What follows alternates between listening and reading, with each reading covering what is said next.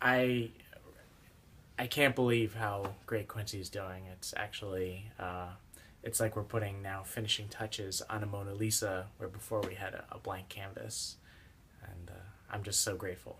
That's a really beautiful thing to say, Roni. Well, it's the truth. So big changes since before his board and train. Tremendously huge changes. It's like he's a new dog. That's great. And so just briefly, what kind of trouble was he giving you before he came to training? Before he came to training, his separation anxiety made living unbearable. He would get anxious anytime people would come over. He couldn't deal with the fact if I left the room with him alone. And he would lose it anytime we vacuumed or used any object in the house that he wasn't a fan of. Basically, before the board and train, he ruled the house, and now I feel like the house is ours again, and he's in our home again, and that's even beyond what we really hoped for. We hoped that something like this might happen, but to actually see it and see it and witness it is pretty remarkable. That's great. And how long have you been struggling with bad behavior with Quincy? I'd say his bad behavior escalated over the course of 2 years.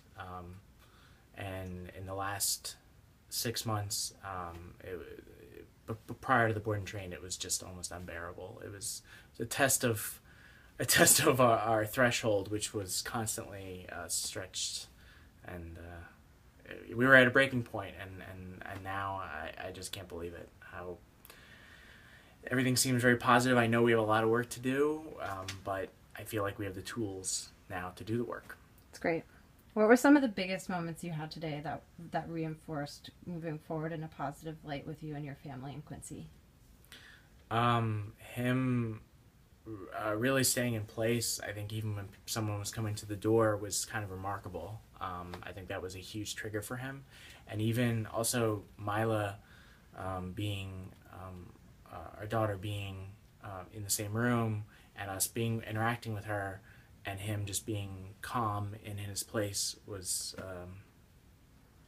unbelievable. That could never happen before. We always had to do other things that we had tried other things in the past that were barely working, and we're trying to distract him from the problem, but this is actually addressing the problem. Compared to the level of stress that you had living with Quincy on the day that we first met you to today, on a level of 1 to 10, what was the stress level the day we met you, and what's your stress level right now?